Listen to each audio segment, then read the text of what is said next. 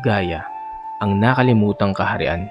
Ang Konfederasyon ng Gaya ay isang alyansa ng mga lungsod-estado na namuno sa gitna at timog na bahagi ng Korean Peninsula noong panahon ng tatlong kaharian. Ang Gaya ay sumasaklaw sa karamihan ng kasalukuyang South Gyeongsang at North Gyeongsang provinces mula sa unang siglo hanggang sa ika-6 na siglo. Ang tatlong pangunahing kaharian sa panahong ito ay ang Goguryeo, Baekje at Shilla.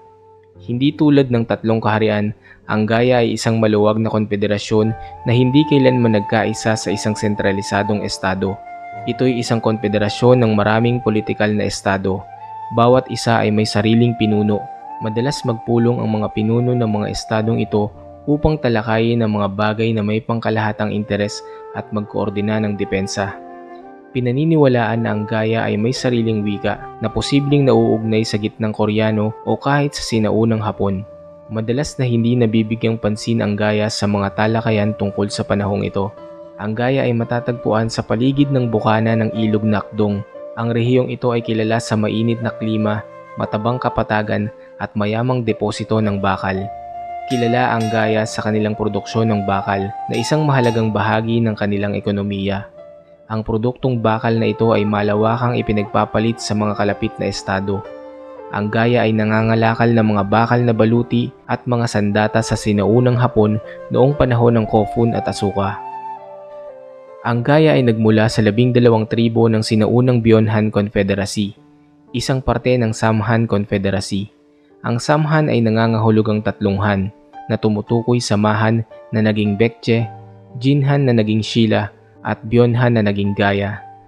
Ayon sa isang alamat na nakatala sa Samguk-yusa, noong taong 42 AD, 6 na itlog ang bumaba mula sa langit na may mensaheng sila'y magiging mga hari.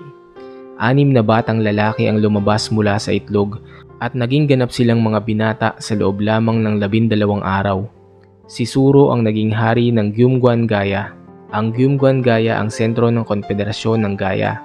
Bagaman maaaring ito'y alamat lamang, ang iba pang 5 batang lalaki ay nagtatag ng natitirang 5 Gaya, ang Dae Gaya, Songsan Gaya, Ara Gaya, Goryeo Gaya at So Gaya.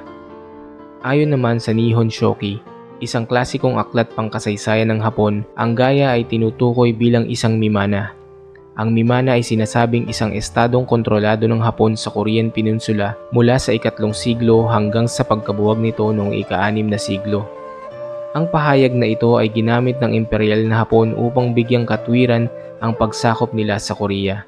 Bagaman walang arkeolohikal na ebidensya na sumusuporta dito, kung mayroon man, ang mimana ay maaaring isang termino lamang para sa isang diplomatikong sugo ng Korean Peninsula. Ang Gaya at Wa ay malamang na nagpapanatili ng malapit na relasyon, ngunit hindi ito isang kolonyal na uri. Noong ika-5 siglo, ang kaharian ng Shilla kasama ang Baekje at Goguryeo ay nagiging makapangyarihan at lumalawak ang impluwensya. Ang agresibong patakaran sa pagpapalawak ng Shilla kasama ang kanilang kasanayan sa militar ay nagbigay ng malaking presyon sa mga estado ng Gaya.